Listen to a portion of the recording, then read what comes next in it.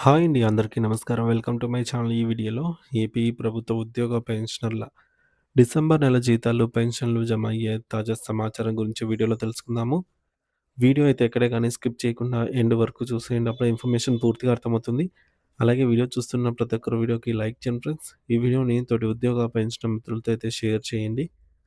కొత్తగా మన ఛానల్ చూస్తున్నవారు ఇంకా ఎవరైనా సబ్స్క్రైబ్ చేసుకోకుంటే వెంటనే మన ఛానల్‌ని సబ్స్క్రైబ్ చేసుకోండి. సో, దీని ద్వారా నేను చేసే లేటెస్ట్ వీడియోస్ అన్నీ మీ వరకు రీచ్ అవుతాయి. ఇక ఆలస్యం చేయకుండా వివరాల్లోకైతే వెళ్ళిపోదాము. ఫ్రెండ్స్ ఇక విషయానికొచ్చినట్లయితే దేశవ్యాప్తంగా సెప్టెంబర్ 1, 2004వ తేదీ నుండి పాత పెన్షన్ విధానం ఓపీఎస్ రద్దు చేయబడి, దాని స్థానంలో నూతన పెన్షన్ విధానం సీపీఎస్ అమల్లోకి వచ్చిన విషయం మనందరికీ తెలిసిందే.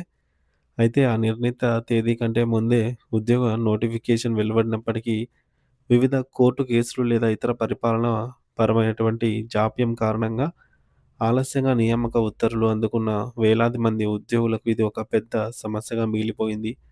అప్పట్లో నోటిఫికేషన్ సమయానికి పాత పెన్షన్ అమల్లో ఉన్నందున తమకు కూడా అదే వర్తింపచేయాలని బాధిత ఉద్యోగులు ఎంతో కాలంగా పోరాటం చేస్తున్నారు. మరి ఈ ఈ నేపథ్యంలో గత 2, 3 ఏళ్లుగా జరిగినటువంటి సుదీర్ఘ చర్చల అనంతరం అటువంటి ఉద్యోగులకు పాత పెన్షన్ విధానాన్ని అమలు చేసేందుకు ఇప్పుడు మార్గం సుగమమైంది.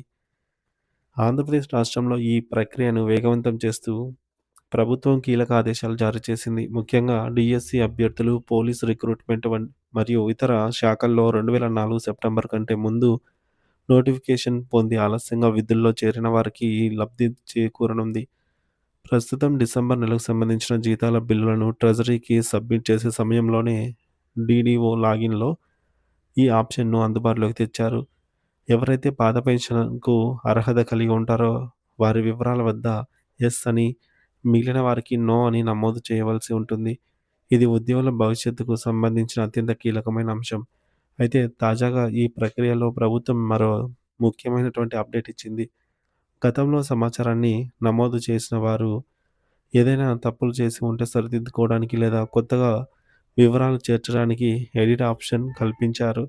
ఇప్పుడు కేవలం అవును లేదా కాదు అని చెప్పడమే కాకుండా దానికి సంబంధించిన పూర్తి ఆధారాలను సాఫ్ట్ కాపీ మరియు హార్డ్ కాపీ రూపంలో పోర్టల్‌లో అప్‌లోడ్ చేయవలసి ఉంటుంది.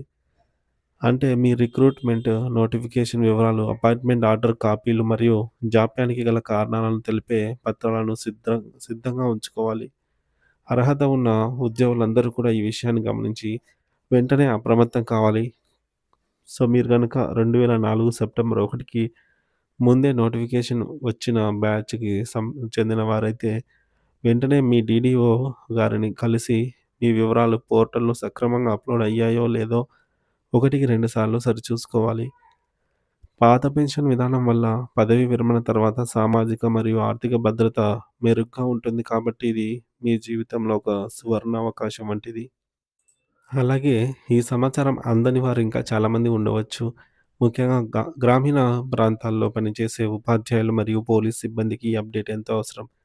అందుకే ఈ ఆనందకరమైన వార్తను మీ తోటి ఉద్యోగ మిత్రులు మరియు వాట్సాప్ గ్రూపులలో వెంటనే షేర్ చేయండి. ఈ ఒక్క చిన్న అజాగ్రత్త వల్ల పెన్షన్ విషయంలో నష్టపోయే ప్రమాదము ఉంటుంది. కాబట్టి ప్రతి ఒక్కరూ గడువులోగా ఈ ప్రక్రియను పూర్తి చేయాలి అని అయితే కోరుతున్నాము.